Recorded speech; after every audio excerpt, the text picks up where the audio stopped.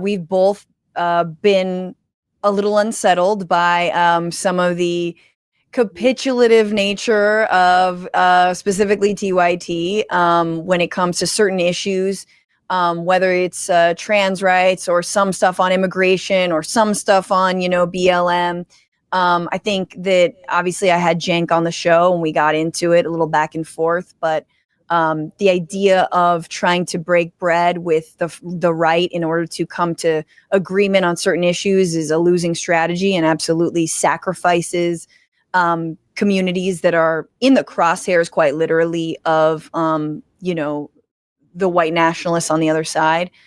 But you recently said that you were going to stop. You were a contributor to TYT for a couple of years there. Can you just tell me about your work with them and what caused you recently to say that you were going to stop? Francesca Fiorentini had Mondale Robinson on her show, The Bitchuation Room. And recently, Mondale Robinson said that he was leaving the Young Turks, that he could no longer stand by what Cenk Uygur is doing. On The Bitchuation Room, Mondale Robinson elaborated more on what his stance exactly is with Cenk Uygur, Anna Kasparian, and the Young Turks.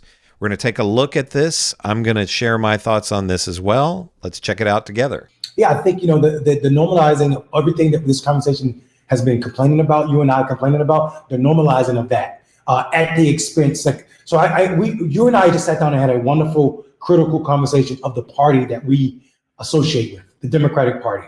And it was not in trying to normalize MAGA and pretend that MAGA is not a danger to people's lives or lived experience. And I think when I see Cenk and I see Anna on interacting in that way, where they're pretending that things aren't as they are, and they during this both sides, I'm frustrated beyond belief, because less with Anna, because I have very limited interactions with her, but more with Cenk, a person who sat beside me and called me brother and said that, I believe that you should run for president, right? And for me to hear that from you, and then you normalize the people who are threatening my life, it's more than unsettling. It's off-putting, and it's also the danger that you would risk the other 75 or 76 people that work at TYT's lived experience or life, work.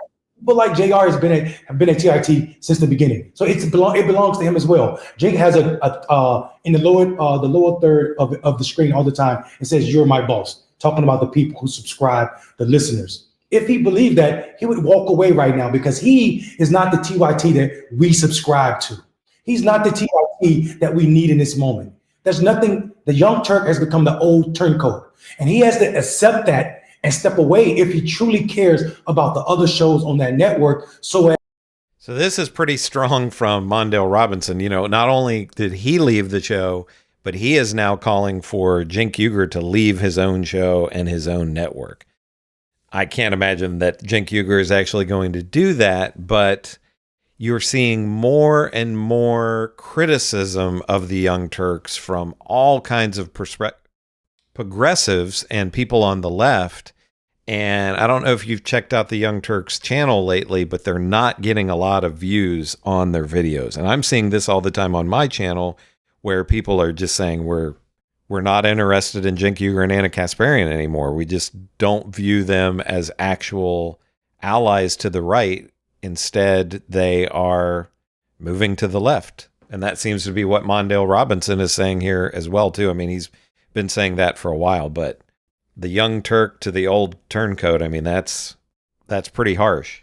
Best to not sink that ship, because right now he's wait. And I don't think people are being honest about the danger of normalizing talking about having drinks and beer with people like the folk on the right. Charlie Kirk, Tim oh Pool. My God. Yeah. I mean, and the idea that Anna had all the smoke for Karen Bass and didn't once in her rants on Twitter mention anything about climate change. She didn't, not once did she mention anything about the 800, that LA is not a city, it's a county. It is a city, but it's also a county, and these fires are not just in the city. The lack of nuance that exists in them, because of, some people are calling it a grift. I don't know what it is. It's, if they're trying to keep up with the algorithm, it's scary to me that we are playing this game with people's lives, and that is not hyperbole. When I saw Cenk, and I literally almost threw my computer, and for this reason, I didn't get to finish your interview with Cenk. Sorry about that. But when I saw him say to you, over you, that you're playing the minority game, and I'm looking like, you're talking to someone who's telling you their existence, and you're telling her it doesn't matter, or you shouldn't feel threatened. Even though we watch Donald Trump say the China virus in an intentional way to invoke a certain thing from certain people, and then we deliberately try to play out the fact that we immediately in Atlanta saw people starting to get killed, Asian people starting to get threatened at work. Immediately, this is not just a correlation, it's causation. And Cenk is playing that down, and that to me is disgusting. I am not here to say that there's no problems with the Democratic Party because we know them all too well. I mean, you and I just had a 30-40 minute articulating the problems with this administration and all of them before that. But we also know that they are not equal to the racist people who are trying to kill me, who has doxed me, who are trying to kill other people, and who are telling people that we need to destroy families and send people back places that are unhealthy and unsafe for them. Yep. Amen. I mean, that's exactly right. Yeah, that was a really rough moment. And I think that it's ultimately sadly, because, TYT has welcomed people like myself and you into the fold. But I also just want to, just say for the record, like, I had a media career before I started with TYT. I had an MSNBC special all on my own. I was working at National Geographic. You have had a robust career separate from TYT. None of this is about our own personal brands or our own, plays. And Cenk did not make you or I. So that's really important to name. But I do think it's sad that even though they allow people like us into the fold and the fray, they refuse to learn from us or listen to us. And I think that when you have been doing this work for so long and you still cannot grasp the idea of intersectionality, how race and gender and class all intertwine with one another, and how the fascist goal is to divide us based on these lines. I don't know like who you are. Like I don't even know if you're smart. You know what I mean? I don't even know. First of all, I don't know who your political mentors are.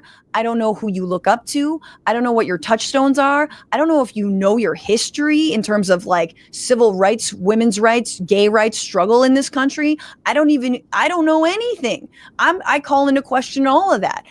It sounds like you are just an opportunistic mouthpiece who wants clicks time and time again. And like, look, I think Mondale, probably I could speak for you, open and willing to have these debates on the show. Sadly, there is no shade of gray at this point between its two main hosts. And yes, as I told Cenk, I do feel very implicated. I have felt implicated by their takes, specifically around crime and policing, in years past, definitely by this new heel turn since Trump's reelection, and absolutely by the misrepresentation of the Los Angeles fires and who the responsibility lies on.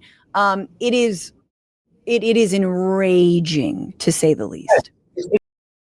I think it's probably safe to say that Francesca Fiorentini is probably joining Mondale Robinson and being done with TYT, when she's talking about a heel turn and all of that. But, I've said this several times in other videos. I don't know what the actual game plan is by Cenk Uygur here. If he's just trying to get right-wing money, I guess that makes the most sense. But you're not going to find common ground with MAGA. They only want to talk to Cenk Uygur because he craps on Democrats. He talks about Nancy Pelosi and Joe Biden and Kamala Harris and all the rest. But Francesca Fiorentini and Mondale Robinson, they don't like those figures either.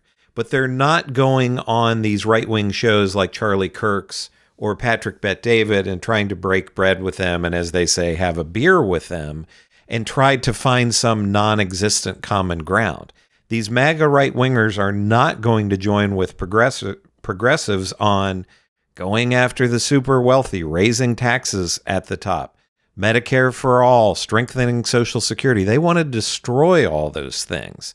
So I still haven't completely figured out if Cenk Uygur is simply naive, and if he is, he's going to be proven wrong. None of these right-wingers are going to look at him as anything more than a useful idiot to them. But Mondale Robinson and Francesca Fiorentini seem to be completely done with him. It'll be interesting to me to see if Francesca ever goes back on the Young Turks again as a host. I would have to think that she's gotten a pretty good boost from this. If you aren't that familiar with Francesca Fiorentini, go and check out her channel, The Bitchuation Room, and subscribe. To me, she's doing really, really great content. The same thing with Mondale Robinson. He's doing great work as well. But let me know what you think of all of this. Do you think Francesca Fiorentini is now just completely done with Cenk Uygur and the Young Turks and Anna Kasparian? I mean, she's talking about a heel turn with them, which I think is a great description. Let me know in the comments what you think. This is Chris on Culture. I will see you in the next video.